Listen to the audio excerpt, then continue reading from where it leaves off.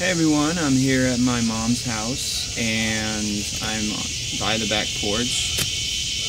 I really miss this place sometimes. I don't live with my mom like I used to, but this is pretty much where I grew up. Can't see much of it. Welcome back, a moment later. Well, maybe a day later for you, because I don't know, I'll probably post this video a day later or two.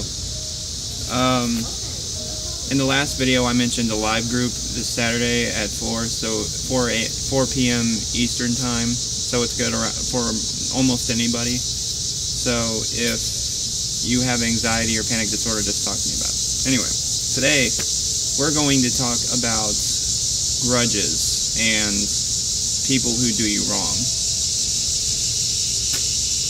I will admit, as of late, I've been having problems with being mad, and not letting people getting away for stuff, but you can have legitimate reasons to be mad, and I believe, as of recent, I have.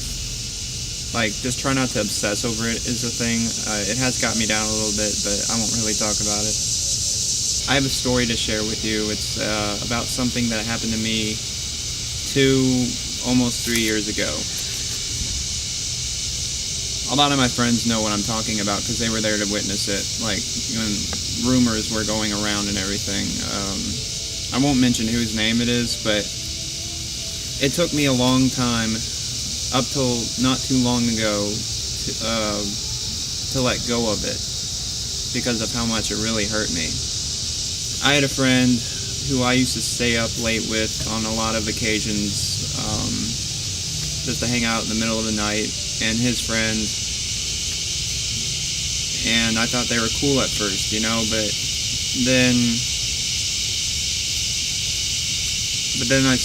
then I started noticing they were using me. I'd known this guy for 2 or 3 years, I think, at the time, but he was cool, but then he got transformed into a jerk because of it. He was under the influence of his friend. Wasn't someone I knew anymore, really. I was just whatever. I used to do things for a lot of people back then and not really care. They used me for rides. They used me, I even paid for some of their stuff just because I wanted to be nice, but I did it too much and they just kind of used me for that. So one night they call me and they're like, "Oh, can you come pick us up and take us somewhere? We have my friend's brother with us, and I think some other guy." And I'm like, "Okay, that's cool." So I pick him up, and there's one one or two other guys I didn't know about. And then we go to this park in the middle of the night. And so, because they wanted to smoke, but whatever, they wanted to smoke at the park. So I said, "Okay, well, go smoke at the park, I'll drive you." But even though I really didn't want to, but I did anyway, because that's all they wanted was just someone to drive them to the park, and I knew that, and that did kind of hack me off a little bit. So I waited at the top of the hill and just kind of waited for them, and whatever. And then the next day, his friend's brother calls me up. His friend and his brother was what you call trolls, people who just start fights and start drama for their own satisfaction. So his friend's brother's calling me up, "Yo, I'm gonna mess you up, I'm gonna fight you, I wanna fight you." And I'm like, "Yeah, okay, well, I drove you around last night." So I call my friend up and I'm like, "Yo, your friend and his brother is like, oh, I'm busy, talk to my girlfriend." And I was also friends with his girlfriend. So I talked to her, and apparently she didn't know that he smoked, even though he told her everything, but he was a liar anyway at the time. He lied about a lot of stuff, and so he starts yelling at me over text, she hung up, and I'm like, "What's going on?" He texts me "Yo, what the crap, dude?" And I did nothing for him. I did everything for this guy, I was a good friend, and it's he just didn't care. But then I decided, enough is enough. They've used me, so you know what? I'm gonna get back at them. So I kept texting her, telling her that yes, this is the truth. I was only telling her the truth, though. The truth is what's important. But to save himself, he was like, oh, I didn't do this and that, and I think she believed him or something. Then he and his friend started giving out my accounts, telling everybody that I tried to rape his girlfriend. Like, it started with, oh, he tried to get her over to his house by texting her. Oh, she came over and he tried to rape her. Oh, he did rape her. And the story kept twisting, but I lost a lot of friends that way, and I realized I had a lot of fake friends, but that just, like, I just felt kind of devastated after that. I just felt like I hadn't felt the same for, like, 2 years after that, up till not too long ago. But yeah, the next few days after that, there were people calling my number, trying to threaten to steal my car, trying to threaten me to beat me up, and getting all my accounts and harassing me. People that used to be my friends. So I had to create a new account and switch my name over just so people couldn't find me, and so I could make new friends, because I lost quite a few friends. And because of that, I've made a lot of great friends, and Jackie was one of them that I met, actually, shortly after that. So every once in a while, like this year and last year, I would see him, and I would just be like,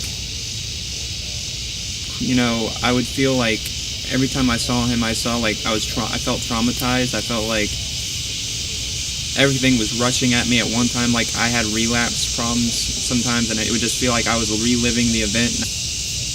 But now I'm actually able to say I forgive him, because I realized a lot of things. I'm still not really happy with him, but I forgive him. And the question is why? Well, I don't expect you to do this, but letting go of grudges does indeed help you with your anxiety and panic attacks. Because if you just obsess over something, it'll just build up in you, and that stress will just really get to you, and it'll grip you from the inside. It'll feel terrible for a long time. If you realize the things that make a person and the value of life, you got to think to yourself, what if down the road they became a different person because of reasons? Because everybody's a certain way because of some reason, and I know that's hard to believe, but do you think I was always this way? No. I used to be inconsiderate. Sometimes I was a jerk, People do change. It's just a matter if they want to or not, and a lot of people don't. But you can't expect people to change, but you can change, and you can say to yourself, well, I'm not going to let this get to me anymore. And that is hard, because for the longest time I said that to myself, and I wanted to get rid of this so bad. But I thought to myself, what if this person died? Would I be happy that they died? And the answer would be no, because I don't like to see anybody die. What if he was your family member? What if you just didn't like them, but, if they still died, would you be sad that they died? There's just a lot to take into consideration, like that a lot of people don't even realize.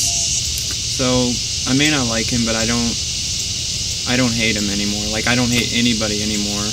I used to say, I hate him, I want to kill him. Yeah, it was pretty bad, I'm not gonna lie. But nowadays, I'm just like, cool, but if I saw him again, I may not entirely ignore him, but I wouldn't, be his friend again, because I just can't. I don't know if I can trust him anymore. I'm still trying to recover, in a way. I don't necessarily hold a grudge anymore. I know that was kind of a long story. I don't know if you sat through the whole thing, but that's just about a story about, holding grudges. That was a big thing for me.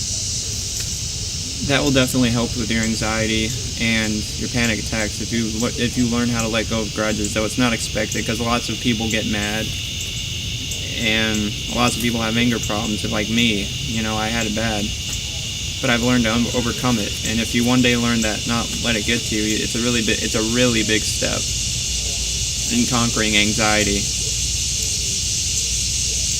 Well, leave comments, questions, and get involved with the Facebook group if you will. Remember, this Saturday at 4 p.m. Eastern Time, I will provide a link to live chat group. Take care.